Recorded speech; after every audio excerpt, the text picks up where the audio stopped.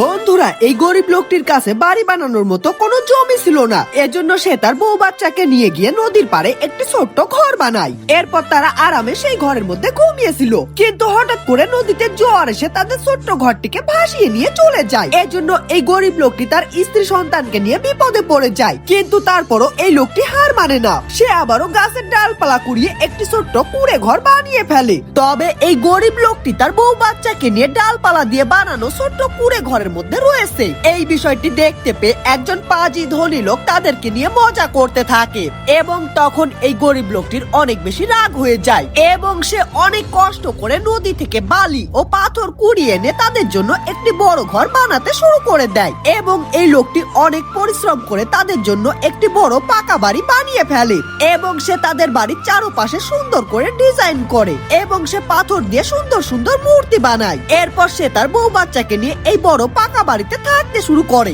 এবং এই বিষয়টিকে দেখতে পেয়ে পাজি ধনী লোকটি অনেক বেশি অবাক হয়ে যায়।